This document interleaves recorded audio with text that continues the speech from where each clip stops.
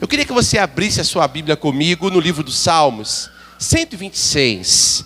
O Senhor tem nos despertado para umas mensagens nesse iniciar de ano. Algumas palavras, algumas verdades que são extremamente importantes para nós. Na virada, no culto da virada, o Senhor nos deu uma palavra acerca das nossas expectativas. O tema era boas expectativas. Fomos despertados, quem estava aqui foi ativado. Que palavra gostosa o Senhor nos alimentou, como o Senhor nos alimentou naquele dia. Hoje o Senhor também tem uma palavra de bênção para nós. E nós vamos estar entrando um pouquinho dentro da história da nação de Israel. E vamos observar que enquanto eles estiveram dentro da vontade de Deus, fazendo o que Deus queria e Deus desejava, esse povo prosperou, esse povo cresceu, esse povo obteve ajuda ao favor de Deus. Mas quando esse povo se distanciou do propósito, se distanciou da palavra, o Senhor permitiu que algumas situações acontecessem naquela nação. Abre aí 126 Salmos, vai dizer assim a palavra do Senhor: quando o Senhor trouxe os cativos de volta a Sião, foi como um sonho. Então a nossa boca encheu-se de riso e a nossa língua de cânticos de alegria. Até nas nações se dizia: o Senhor fez coisas grandiosas por este povo. Sim, coisas grandiosas fez o Senhor por nós, por isso estamos alegres. Senhor, restaura-nos assim como enchestes o leito dos ribeiros no deserto. Aqueles que semeiam com lágrimas, com cânticos de alegria colherão. Aquele que sai chorando enquanto lança a semente, voltará com cantos de alegria, trazendo consigo os seus molhos. O ano 2020 foi um ano de semeadura. O ano 2020 foi um ano de extremos desafios. E o que é mais interessante é que enquanto chorávamos, nós estávamos semeando. Enquanto nós estávamos vivendo os conflitos, nós estávamos semeando. E a Bíblia nos ensina no livro do Gálatas que tudo que o homem semear, isto também ceifará. Isso quer dizer que você semeou e você vai colher, quer seja bom a sua semeadura ou quer seja ruim. Eu não sei o que você semeou, mas você vai colher. A nação de Israel, nesses salmos, para você entender um pouquinho, Deus, ele permitiu a nação de Israel ir morar no Egito quando trouxe escassez e fome, num período em que Jacó e a sua família estavam na terra. José era governador do Egito e Deus permitiu que a família dele, que os seus empregados, que os seus pais, seus irmãos, fossem todos para lá. Cerca de 72 pessoas entraram como convidados pela porta da frente nas terras do Egito.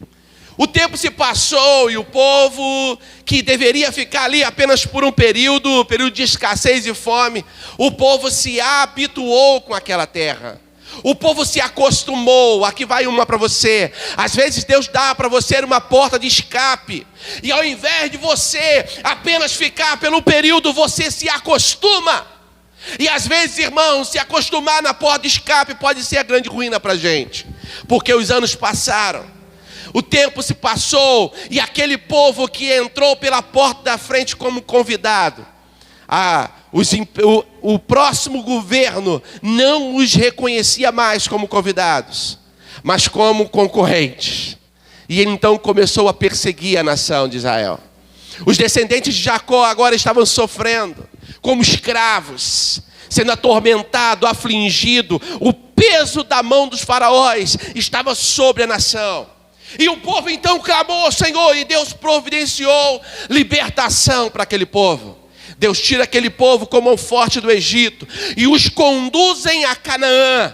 Ele estava diante da terra de Canaã, pronto para conquistar a terra. Cerca de 3 meses após sair do Egito, eles estavam prontos, mas a incredulidade daquele povo fez esse povo ficar 40 anos rodeando no deserto. Aqui vai uma segunda verdade para você: cuidado com a sua incredulidade, ela pode fazer você ficar rodeando no deserto. A nação de Israel ficou 40 anos andando em círculo, o mesmo 1 ano para cada dia em que os espiões estiveram na terra de Israel. Eles estiveram olhando a terra, vislumbrando a terra, e para cada dia que eles ficaram lá, foi 1 ano andando em círculos no meio de um deserto. O Senhor foi com eles, mas aquele povo incrédulo morreu todos no deserto. Agora os filhos, os netos, as crianças já estavam adultas, estavam diante de Canaã, pronto para herdar a terra, como nós aqui ministramos acerca da nossa expectativa. Aquele povo estava prontinho para conquistar Canaã, e algumas coisas eram necessárias. Deus vai dizer em Josué capítulo 1, que aquele povo precisava ter coragem para liderar, para os pais liderar os filhos, para Josué liderar o povo. Coragem para entrar na terra, precisavam ter coragem. Segundo, eles precisavam ter coragem para não abandonar a palavra de Deus. Só os corajosos vivem pela palavra. E aí a Bíblia nos ensina: eu escondi a tua palavra no meu coração para eu não mais pecar contra ti. Era importante na conquista da terra que o povo guardasse a palavra, e Deus os advertiu que ele deveria guardar a palavra para viver conforme ela, e então eles seriam bem-sucedidos em todos os seus caminhos. Terceiro, eles precisavam ter coragem da conquista da Canaã, para não temerem, para não terem medo, para não desistirem por causa do medo, para não serem frouxos. Eles precisavam ter coragem. O povo então, ele entra na terra, eles tomam a terra, e a gente conhece muito bem a passagem. A nação de Israel esteve ali durante aproximadamente 500 anos, na terra de Canaã. Só que algumas coisas o Senhor determinou para aquele povo. Eles não deveriam se associar às nações vizinhas. Aquele povo que estava naquela terra, a terra que foi prometida a Abraão, a terra que Jacó deixou quando foi para o Egito. Aquele povo era um povo idólatra, rebelde, um povo de coração ruim, de dura cerviz. E Deus os advertiu que eles não deveriam se associar com os deuses daquele povo. Segundo, aquele povo deveria trabalhar durante 6 anos, arando a terra, cuidando da terra, plantando a semente. Mas do 7º ano seria ano sabático, e aquele povo deveria então descansar e fazer a terra também descansar. Aquele povo não deveria se prostrar a deuses estranhos, não deveria se prostituir com os ídolos das nações vizinhas.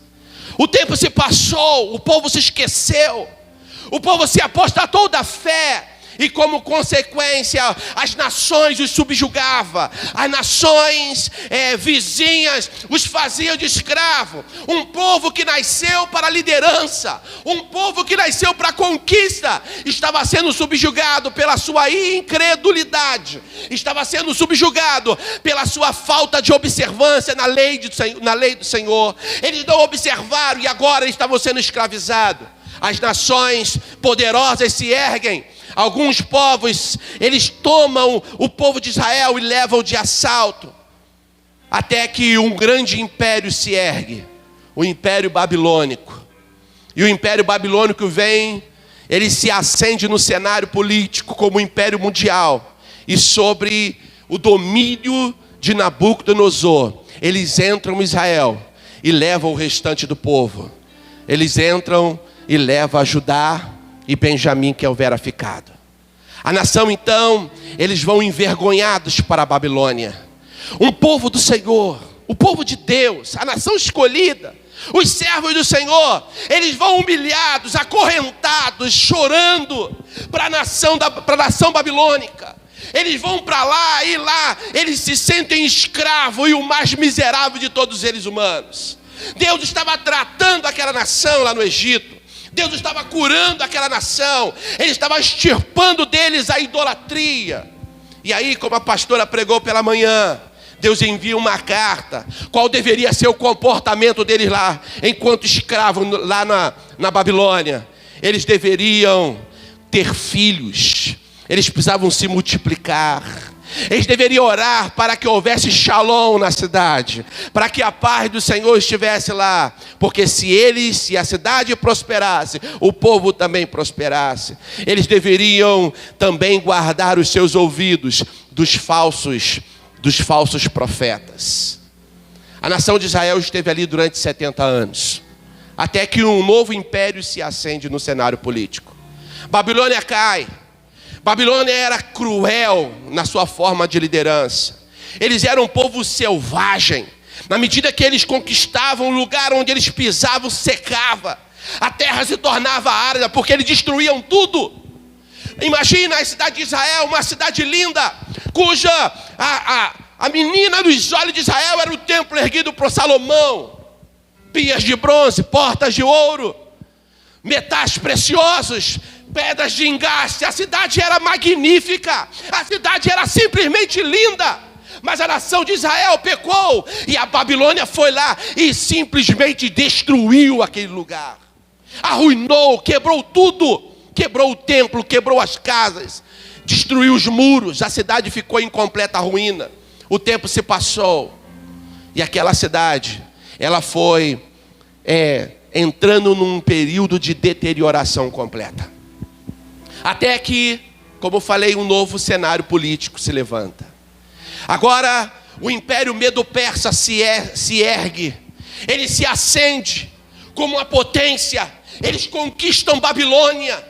Eles tomam posse de todo o território babilônico. Era a mão do Senhor conduzindo esse cenário. Era a mão de Deus trazendo uma mudança, uma revolução.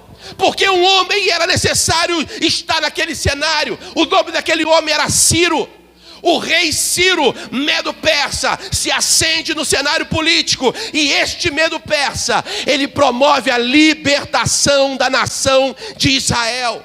O ano é aproximadamente 538 a.C. Um cenário completamente diferente. Eles chegam e veem a terra deserta. Ele vê a seca. A terra deixou de ser arada por 70 anos. Os lugares onde havia plantações a perder de vista, agora era destruição, era mato, era a terra árida, não havia nenhuma formosura naquele lugar. O povo estava livre, mas a terra, ela era seca e era árida. A Bíblia nos ensina, no livro de Esdras, que aquele povo que tomou posse daquela terra, eles entristecidos, eles cabisbaixo, com o coração angustiado, eles acabam se voltando para eles mesmos. 2 profetas são levantados, Ageu e Zacarias. Eles profetizaram de forma simultânea. Não com o objetivo, Deus levanta esses 2 profetas para despertar o povo a um retorno à vida espiritual. Ele coloca esses 2 profetas para advertir a nação de que eles precisavam se voltar para Deus.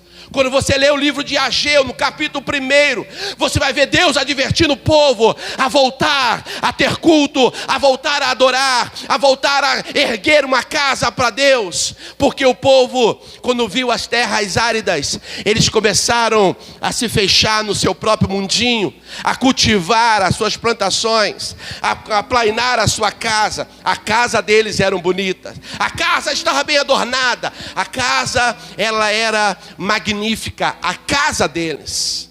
Mas o templo do Senhor estava em ruínas. O templo estava depredado, o templo estava no chão.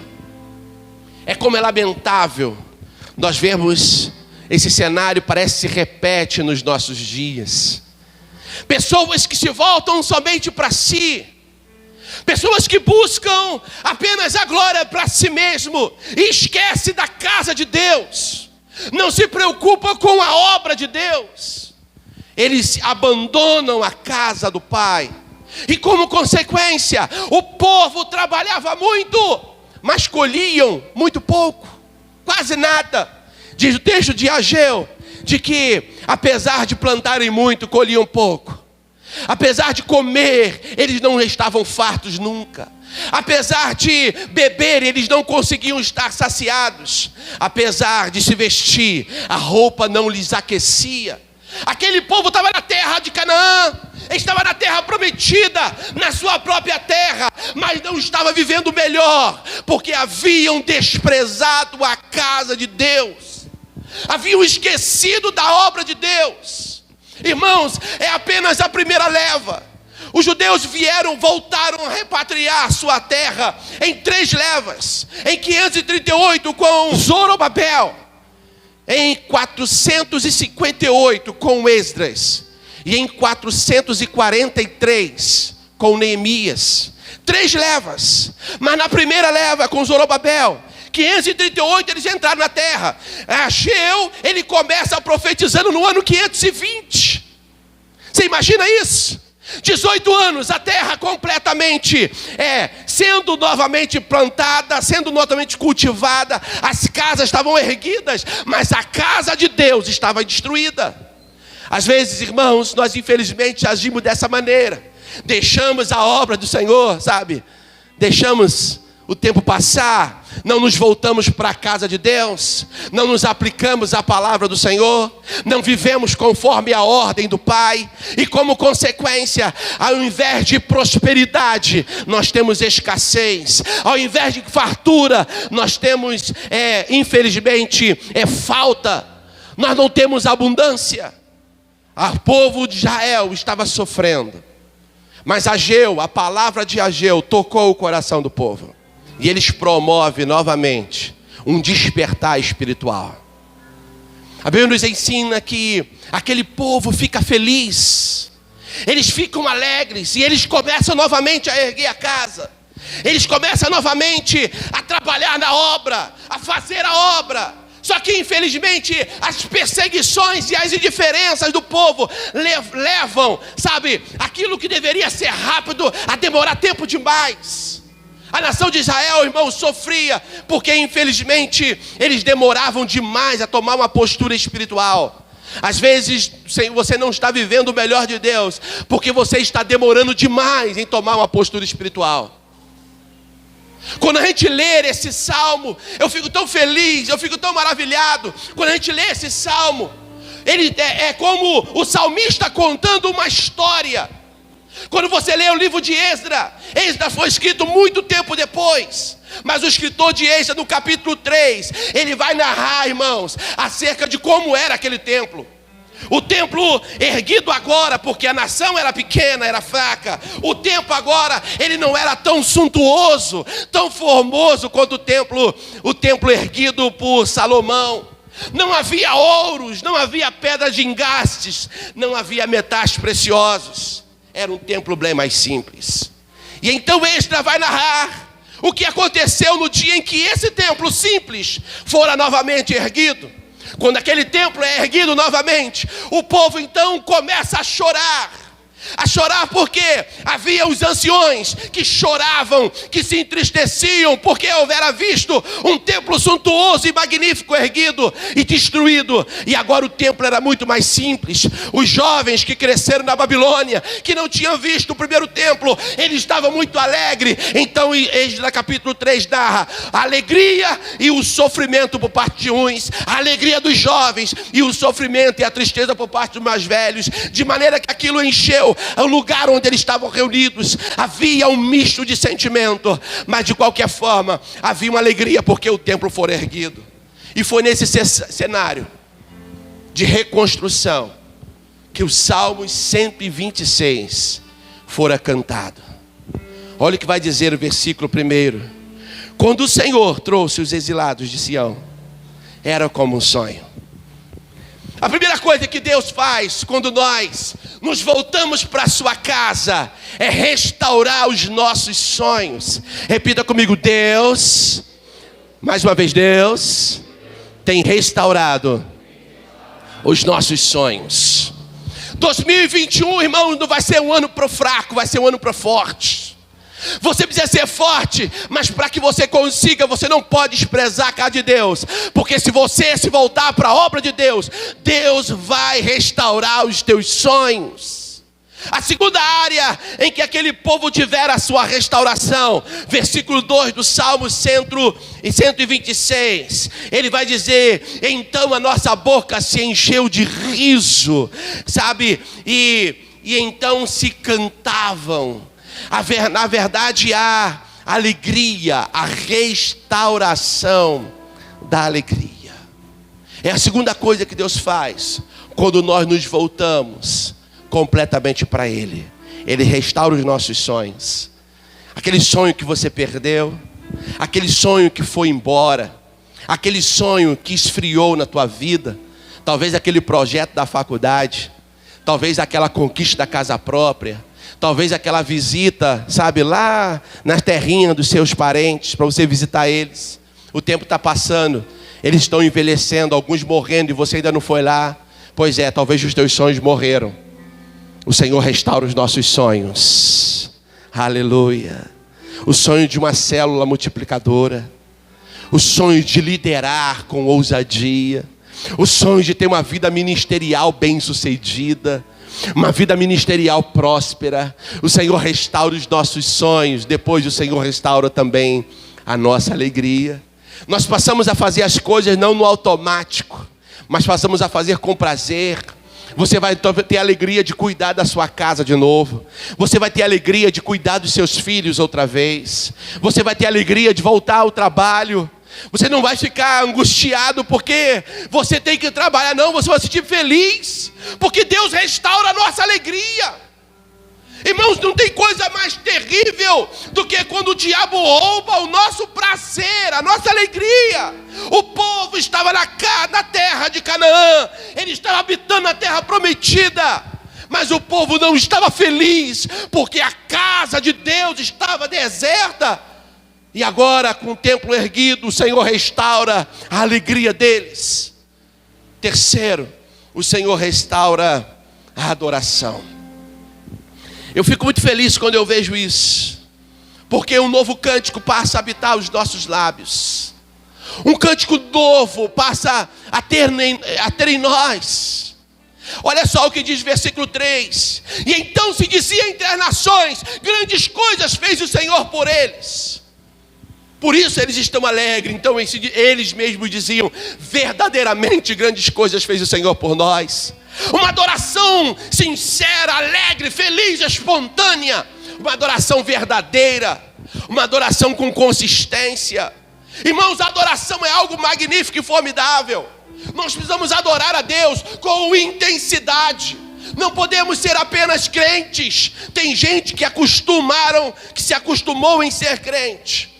E então ele vive uma vida religiosa, mas sem ter a alegria e o prazer de adorar a Deus com intensidade. O Senhor restaurou os sonhos, restaurou a alegria, restaurou a adoração. O povo agora estava bem. Novamente na sua terra, o povo agora com a sua visão restaurada, os seus sonhos restaurados. Eles fazem uma oração, versículo 4 do Salmo 126. Quando eu vejo o versículo 4, eu fico encantado. Porque o salmista ele faz uma menção acerca de uma oração que aquele povo fez. Senhor, restaura-nos, assim como enchestes o leito dos ribeiros no deserto. A restauração, o povo busca por restauração. Eles não estão conformados com a sua situação. Eles veem a sua miséria. Então eles pedem para Deus restaurar completamente. O que esse povo estava pedindo: Senhor, restaura novamente. Faz-nos ter grande colheita como tiveram no passado. Faz-nos ter alegria como tiveram outrora. Há uma versão que diz: torna a trazer os nossos irmãos que foram exilados. Sabe por quê, irmãos? Como eu falei, 3 levas de judeus. A primeira leva, Zorobabel trouxe alguns judeus para a sua terra. Depois Esdras consegue trazer uma segunda leva. E por fim Neemias. Enquanto eles cantavam esse cântico, apenas uma leva estava lá. Havia primos, havia filhos, havia irmãos, havia parentes, havia pais que ainda estava lá no deserto. Ou melhor, que ainda estava lá na terra da Babilônia. Sabe o que significa isso? Quando Deus nos restaura, nós não nos conformamos de ser salvos sozinhos. Nós começamos a nos preocupar com as pessoas que estão se perdendo. Muito crente conformado. Ele está na igreja, então tá bom. O marido está se perdendo, o filho está na prostituição, a filha se perdeu, e ele está achando natural isso. Ele está perdendo o casamento e acha natural. Irmãos, você precisa se voltar para Deus e buscar ao Senhor. Restaura-nos outra vez, Senhor, assim como encheste os leitos nos ribeiros do deserto, como o Senhor fez florescer no Negueb. Traga de novo alegria, não uma alegria efêmera, passageira, mas uma alegria plena, uma restauração completa. Torna a ter vida a minha vida. Uma pessoa só é capaz de orar assim, de se ver nessa condição, quando ela reconhece o seu estado, onde ela está. Aí a pessoa com a vida restaurada, olha o que vai dizer o versículo 5 e o versículo 6. Os que semeiam com lágrimas. É tempo de uma nova semeadura. Ageu vai dizer que aquele povo semeava e não colhia. Repita comigo, é tempo de uma nova semeadura. Lá em Ageu o povo semeava e não colhia, porque a casa de Deus estava deserta. Agora eles estão com a casa reconstruída. Então uma nova semeadura tinha que ser feita. Mas a semeadura, ela exigiria mais do que apenas lançar a semente. Eles precisavam semear com lágrimas. Eles precisavam semear apesar das dificuldades, semear apesar das perseguições. Sabe o que é isso? É fazer a obra de Deus apesar das tribulações. É continuar servindo a Deus apesar do desemprego. É continuar servindo a Deus apesar das perseguições, apesar das ameaças de morte. É continuar, é insistir, é sendo fiel a Deus, mesmo Satanás oferecendo manjares que aos olhos parecem melhores do que o que você tem em suas mãos. Quantos casamentos são destruídos porque Satanás fantasiou uma mulher e colocou na frente de homens que cegos viam como princesas, até que percebeu a desgraça em que se meteu. Quantos jovens com futuro promissor, empresariado, sabe, numa carreira pública, numa carreira política, numa carreira ministerial, um chamado poderoso, se vendem por porcaria, porque perdeu a visão do extraordinário. Mas agora, com o templo, com a vida restaurada, novos sonhos, irmãos. Porque agora, nova visão. Porque agora, novos projetos, nova adoração. E também uma nova semeadura. Se tem nova semeadura, haverá também uma nova colheita em nome de Jesus. O texto vai dizer que os que semeiam com lágrimas voltarão com cântico de alegria, trazendo consigo os seus molhos. Nova semeadura, nova colheita. Eu acho interessante esse texto, vai dizer: voltarão trazendo consigo os seus molhos. A pastora fez menção aqui de Gênesis capítulo 26, quando Isaac planta numa terra ruim. E aquela terra, para o povo que ali plantava, nada nascia. Mas para um homem de Deus plantando naquele lugar, ele colheu 100 por 1. Para cada semente, 100 vezes a quantidade de colheita. Pois é, para aquele povo que ali morava, o povo rebelde, o povo que não conhecia Deus, aquele lugar era seco e árido. Mas para um homem de Deus, aquele lugar era produtivo. Sabe o que quer dizer para você? Que no lugar onde as pessoas tentam sem Deus, você com Deus vai ter uma grande colheita em nome de Jesus. Você vai prosperar, irmão. Você precisa se preparar para isso. Salmo 126, ele cai em nossa vida com uma palavra profética para o ano de 2026. O Senhor vai restaurar completamente a sua vida. O Senhor vai restaurar os seus projetos. Você vai voltar a ter sonhos em nome de Jesus. O Senhor vai restaurar a sua alegria. Você vai voltar a sentir felicidade dentro da sua casa de novo. Tem pessoas que não sentem prazer entrando dentro de casa. Eles entram dentro de casa, parece que há um demônio ali que rouba dele, suga dele a alegria. E prefere estar no botequim do que com a esposa em casa. Ela prefere estar na rua do que estar em casa com seus filhos, com o seu marido. Os filhos preferem estar nas drogas do que com a sua família. Pois é, o Senhor em 2021 vai restaurar a alegria na tua casa, em nome de Jesus.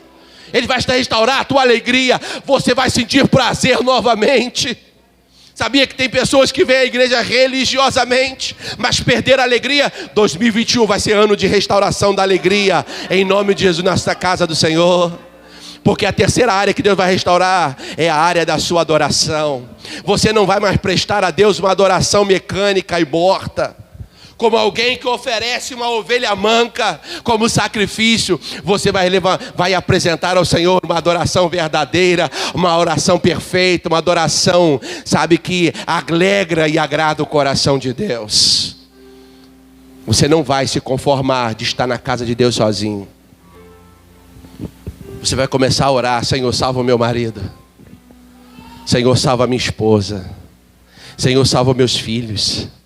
Salva meus vizinhos. Eu quero de novo eles te servindo, Deus. Talvez eles não conhecem o Senhor. Irmãos, nunca aceite, nunca tenha uma visão limitada. Não aceite você vir à igreja e deixar os seus filhos, sabe, perdidos. Senhor, eu quero uma restauração. Eu quero ir para a tua casa. Eu quero ir com a minha família. Eu quero te adorar junto com eles. Sabe, é ano de restauração, irmãos. É restauração plena, restauração da família. A nossa casa vai voltar a estar cheia, em nome de Jesus. E quando eu falo nossa casa, eu falo a casa espiritual, eu falo a tua igreja, eu falo a tua célula, eu falo a tua família. A casa de Deus não vai ficar vazia, irmãos. 2021 é ano de restauração. Por fim, novas semeaduras e novas colheitas. O Senhor tem coisas extraordinárias para nós. A nação de Israel, irmãos, por várias vezes, na verdade, ela sofreu porque ela deixou de guardar a palavra de Deus. Não negligencie a palavra do Senhor. Viva, traga elas à existência na sua vida e desfrute de tudo aquilo que Deus prometeu para você. Você pode aplaudir ao Senhor Jesus? Oh, aleluia.